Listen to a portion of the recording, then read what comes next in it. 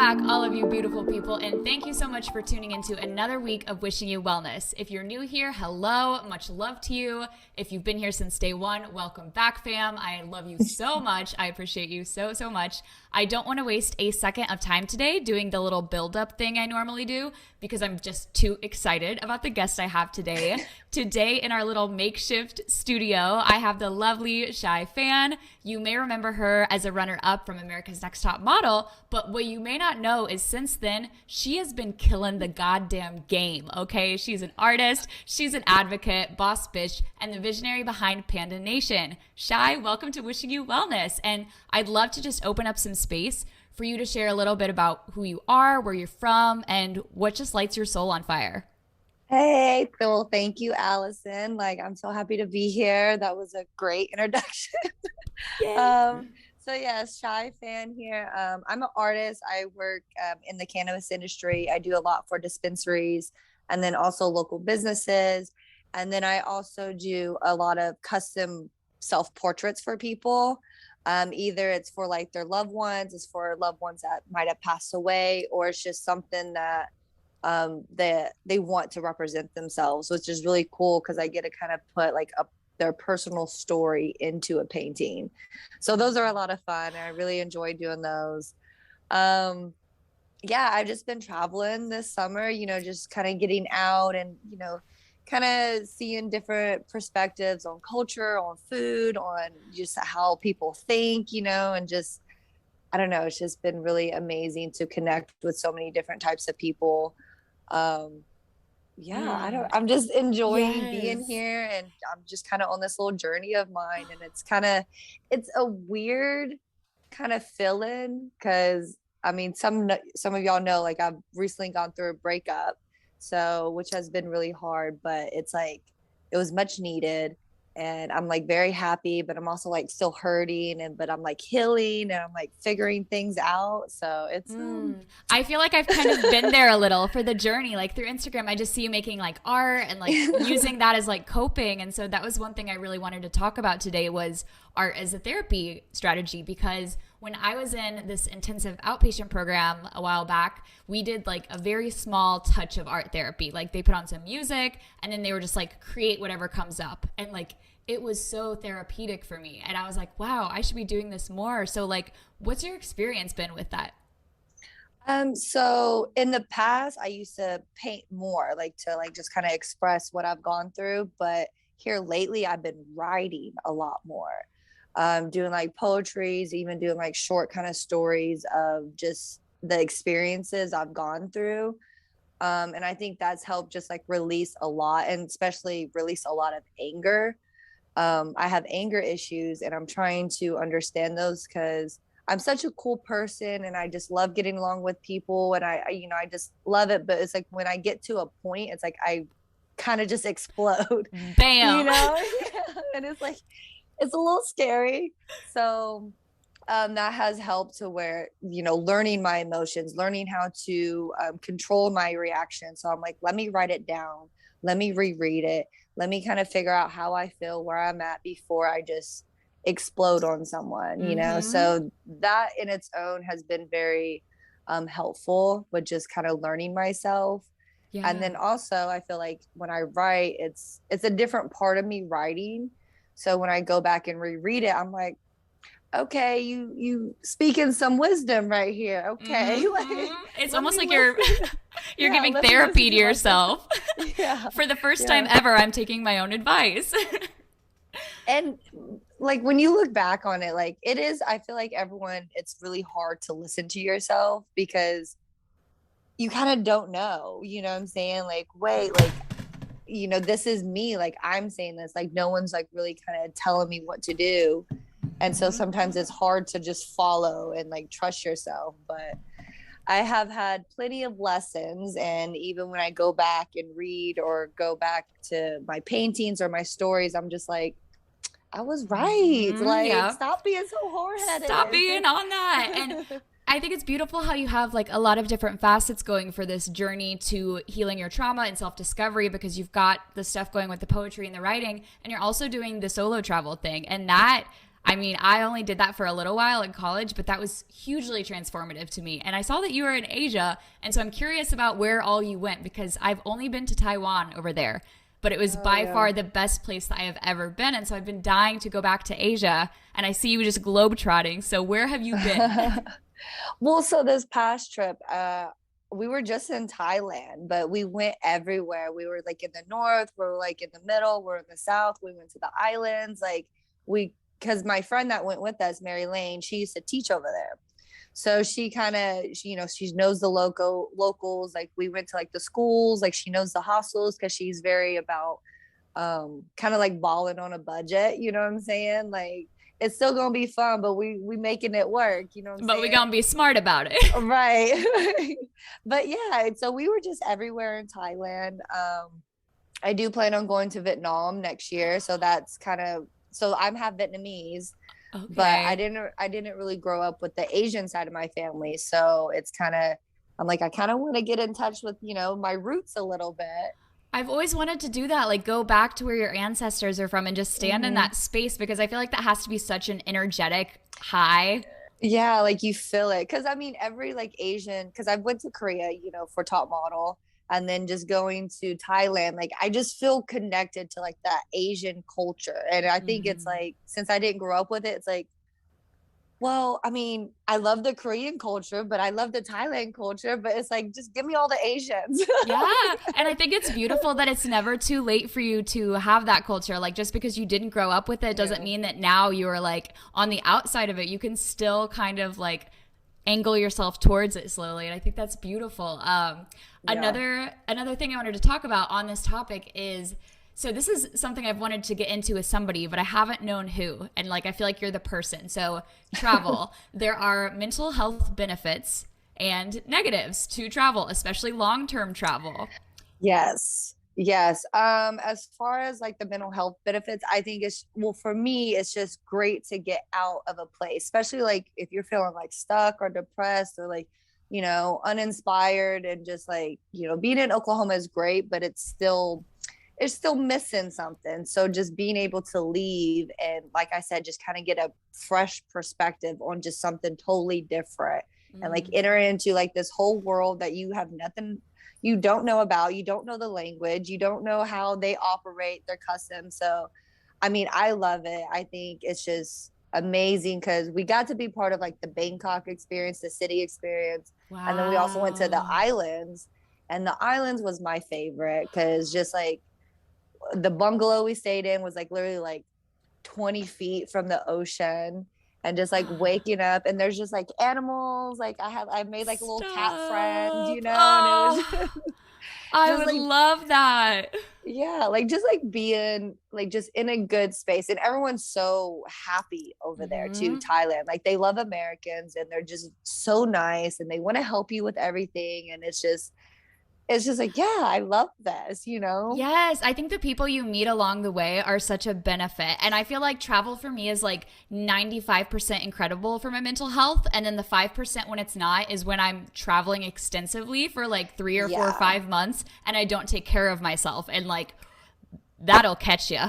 Yeah, because that, I mean, it's always nice to come home. You know what I'm saying? It's always nice to like be in your bed, like, just kind of be around, just like in your own space. Cause like, yeah, when you Mm. travel for a long time, it's like you're hopping from hotel to hotel, you sleeping in different beds, like, this pillow it don't support my Yeah. neck, right? It's not the Like, same. Like it doesn't have the same feather count, okay? I just yeah. moved back actually from Death Valley National Park. My partner and I were out there living and we had to share this teeny tiny little dorm room because it was free employee housing. And after 4 months, I was like, I'm gonna go crazy. I need a Yeah. closet. I need my own space. Like, I love you to death, but I cannot operate without my own space. I've got to have me time and creativity time and like separation. Oh yeah, for sure. I mean, I think it's great to travel and kind of experience, living in a tiny spot, space, because it teaches you, problem solving. It teaches you how to adapt to certain environments. But yeah,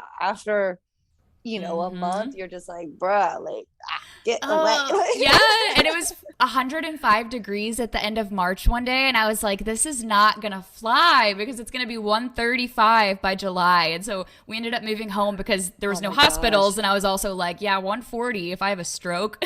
140? Yeah, it gets to be 136 in Furnace Creek. No. And it's like, I'm a desert girl. I'm a desert dweller. I love it hot, but that kind of heat is like the dangerous kind. Like, that's not my vibe. Yeah, like that's like you can't go outside. Yeah, that's like can't leave your house or you'll melt vibe. Yeah. Okay, so another thing that I have 3 listener questions for you, and I think it would be really fun to read them. Okay, yeah. I put a little like box on my Instagram, my regular one, and I was like, hey guys, Shei's coming on. What do you want to know? So here are the questions. First one is from Elizabeth. Shei, your makeover on America's Next Top Model was one of the most dope looks I've ever seen. Would you ever rock it again? Oh shit. Oh, hold on. Sorry. What happened? Oh my You're gosh. fine. I can see you. Oh, you can? Okay. Yep. I just can't see you. Okay, there it is. There we go. We just had to test the mic. I'm like a grandma, so I'm not like, oh, what did I just as far as going back to like the Panda, the half white, half black, I absolutely loved it. Like, I was so excited to like know that was like my makeover. Cause I mean, I've just 101 Dalmatians, Cruella de Vil, bad bitch, yes, Girl, in the Betsy Johnson fashion show, I was floored. So I was fucking floored. I was like, look at her, the way you walked in your little like shag thing. I was like, oh my gosh, a queen. I'm like, listen, girl. But as far as going back and doing it again, I don't think I will, just because it's such a hard keep up and it's so hard on your hair. Because like, so this is like my natural color, but to go like that blonde and like how fast I went that blonde, it fried my hair so bad. And my hair grows pretty fast. So it's like every 6 weeks, I'm having to get my roots done, like having to get touch ups, and it's like, gets expensive and it's just so harsh on the hair. So right, I mean, I might like, buy a wig, you know what I'm saying, and rock it like that. Yeah, that's the move to do. And like, didn't you have an eyebrow dyed too? So did you have to like keep dyeing the brow? I don't know why they did the eyebrow. I thought that was so stupid. It's one of those things you look back on and you're like, come on, not the eyebrow. Like, why the eyebrow? Like, why? They were like, it's not complete without it. Yeah. Okay. I have another question. This is from Brooke. She says, hi, Shei. Loved you on America's Next Top Model. Is modeling still a passion for you, or do you ever do it on the side? So I don't model full time anymore. I kind of just do it for projects now, of just like my own projects or like kind of working with homies. But I do like with some projects coming up of just like kind of building more of my self-confidence and like kind of like relearning my body, because I'm in my 30s now. So bodies change, we grow, and I think it's very important to do like nude photo shoots. Like those are one of my favorite things to do, is like the nude, the implieds, because you're not covered with all this extra stuff. So it really kind of like, this is me, you know what I'm saying? And it gives you that appreciation of like, this is my body. Like, I appreciate my body. Like, I know how to move, and like, I can create this beautiful art from just me. I'm a canvas. I love that. I'm a canvas. Yeah. Beautiful. Have you ever modeled for like live action nude modeling? Because I've always wanted to do that. I have. I did it in New York. My friend threw these like sketch parties, and like, so I was the model, because it just, I didn't do it just because like, oh, like I want to be naked in front of people. It was more of like it was like kind of like a little training session. Like, let me learn poses to where I'm not like really exposing myself, but it's also like, I'm still like showing enough. Like, you can still see the forms, and like, so. And then it also is kind of like a workout, because there's a point where you have to sit in a pose for like 20 minutes. So it's like learning to like your abs. Yeah. Oh, my abs just hurt thinking about that because I don't have any. Yeah, it's actually it's a lot of fun, but it builds that kind of confidence, because it is a little intimidating. Like it's like 20 people and you're literally just like All ass right, naked. take your clothes off. I was thinking as you said that, I was like, is it bad that I do just want to get naked? I do just want to like lay on the floor in a pose and be like, paint me like one of your French women. Like, I just think it would be such a cool experience to just like, just for the one time, you know? Yeah. I think everyone should honestly experience that. Like do a nude shoot or do like a nude painting or just be nude in your house, because I feel like with society it's like looked down upon, but it's like these are our bodies. Like everyone wants to like hide or change or, you know, inject shit, but it's like just be comfortable, because nobody is the same. You know what I'm saying? Yeah, we just shame the differences, and it's like, nah, we should just be you, just do you. Yeah. You know, just do you. Okay, so I have one more from a listener, and this is actually funny because I was going to ask you this myself. She said, keeping up your individuality in a world where the norm is not. How can you keep it real?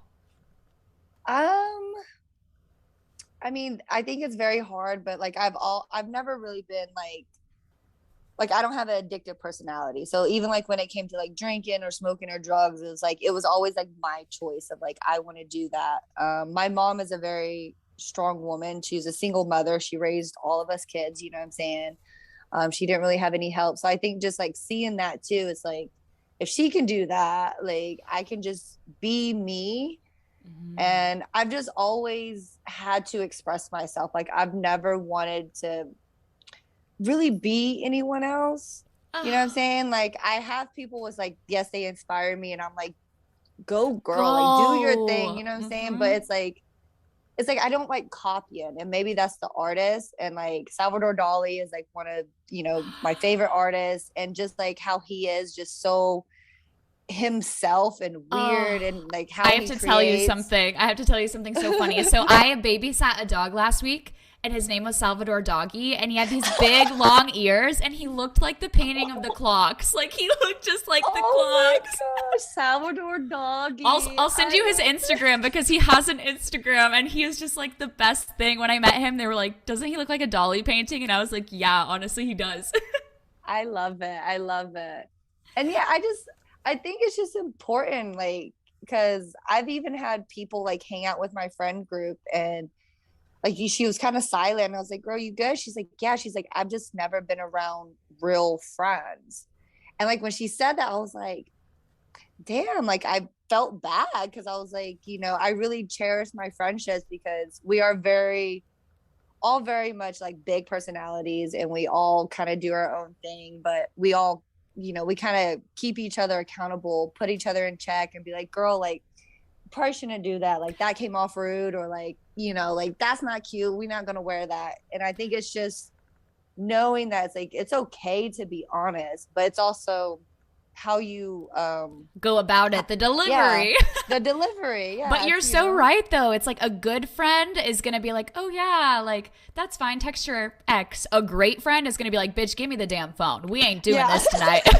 We ain't doing this. We did this last Thursday. We ain't got time for this. Yeah. And accountability is huge, especially I'm nearing 25. I'm turning 25 in a couple months, and I'm finding that as I hit my mid-20s, I'm like, oh shit, like I need friends who are on the same path as me. Like I can get along with everyone around me, but the people that I spend the majority of my time with really do need to be people with similar like trajectories and goals and just aspirations. And it needs to be dreamers and people who like keep it real. And like it's almost like you get a little bit more picky about your friends as you get older. You're like, I love everybody, but the people who get my energy, that's got to be limited access. There's levels to this shit. You know what I'm saying? There's levels. We got the postman, and then we got the lady who gives me my Brazilian wax. Yeah. Me and her be having some conversation. I'm like, okay, girl. She knows more about me than my family, you know? Right?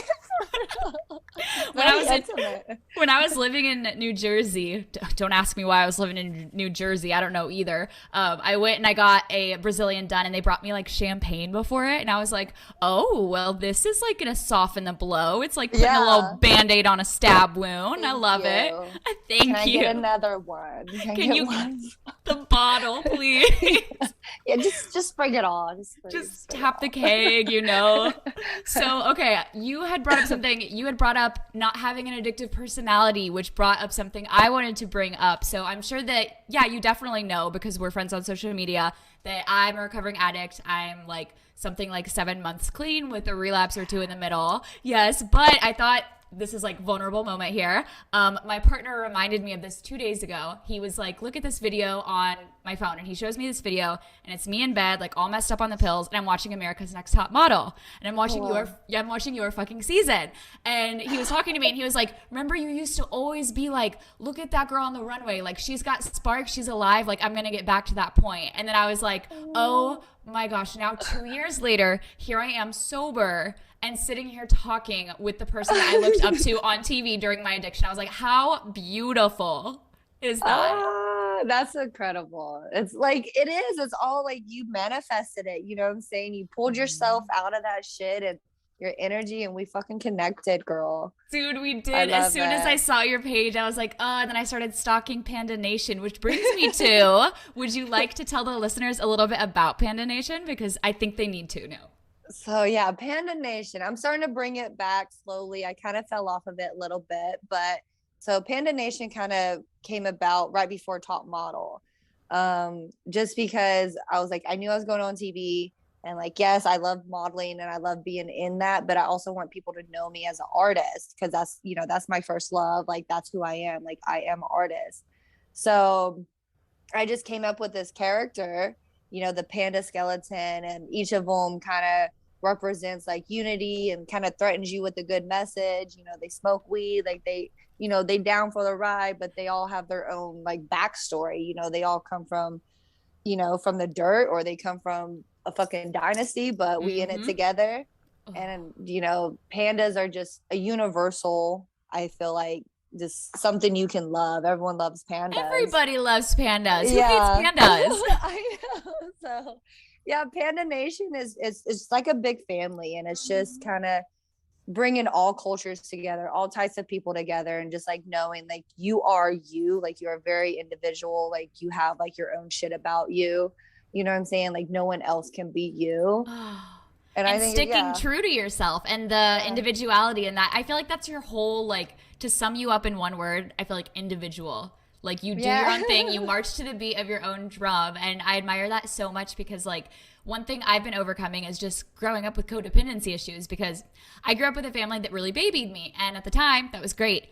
But then I turned like 22 and couldn't like cook a grilled cheese, and I was like, oh, I'm fucked. And so I've had to like teach myself how to do a lot of things and like really start figuring things out. And I watch your stories and you were just always doing something, like you're nourishing your hobbies, you're like tending to your soul. And like, that's something I really want to start like taking super seriously. I bought one of those LED hula hoops and I've been like dancing and spinning with it. And that shit's fun.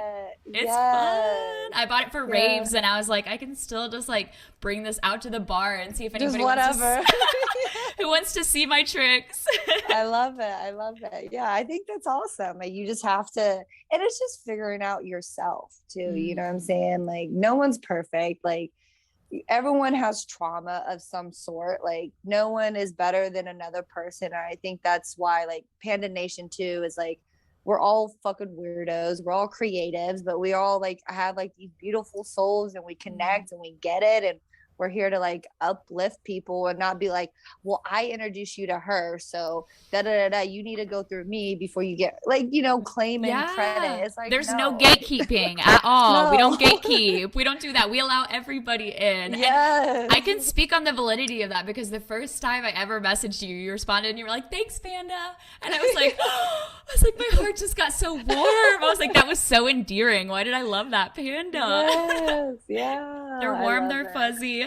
Okay, But so before we hop off here, I was going to ask if you had any questions for me that you can think of. And if you can't think of any, there is no pressure. I always just throw that at people.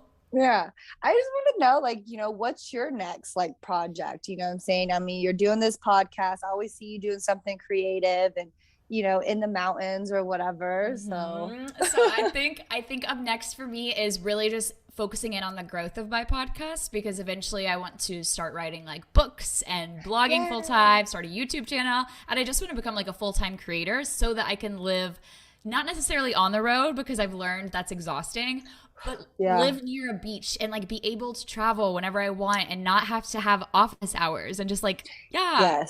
Yes. I love that, because I can personally say, like, just working for yourself, like, it is hard. Like, you have to be very disciplined, and I still have to get onto myself and be like, bitch, go to work, like, get this done. Like, we have to, because I'm Put like, the joint down, put the donut down, whatever it is. But it's a lot of fun when you're able to just like, I earned this money, like I earned this vacation. I can go and enjoy and take the time that I need and just kind of, just bring it all in, and then you bring it back into your projects too. Yeah, and I love that mindset of I earned this, I deserved this, because when you go into a vacation with that mindset, you're more, I feel like, prone to enjoying yourself and like actually sinking into the experience, and not just kind of like, I don't know, I've been on a couple trips where I was just kind of like on the outside looking in, like I was in my phone too much, I was just not really tuned in. And then the ones where I was fully present, like when I was in Denmark for Christmas, I can still smell the roasted almonds, I can still like see the Christmas trees, because I was so present. And so I'm like, from now on, when I travel, that phone needs to stay in my bag if I'm not taking pictures. I know. And that it is hard, because it's like you want to take pictures, but then you're like, get away from me. Like, I want to be here. Yeah, because it's not as beautiful through the screen of a phone. I always go and see Coldplay live. I don't know if you've seen their shows, but it's crazy. Yeah. It's like fireworks, balloons, like all this crazy shit, bracelets that change colors with the music and like go off. Like, so people are always taking videos, but I'm like, the whole concert though, I'm like, that ain't it. No, be in it. Be in it. Be in the middle of the tsunami, the middle of the hurricane. I love it. Yes. Well, I am all set on questions, and I love that you asked me one, so thank you so much. And I just wanted to really, really thank you again for taking time to come on here and just share some of your wisdom with us. And yeah, it would be amazing to have you back on one day. Yeah, for sure. I love it. And just, I mean, all the luck to your journey. I think you did a beautiful job, and I don't know, just made my day. Oh, you made mine too. I'm literally like sitting here. My armpits are sweaty, but in the good way, like the happy way. Okay. All right. Well, thank you guys so much for tuning in. This has been Real. This has been Allison and Shei. This has been Wishing You Wellness. Bye, pandas. Bye.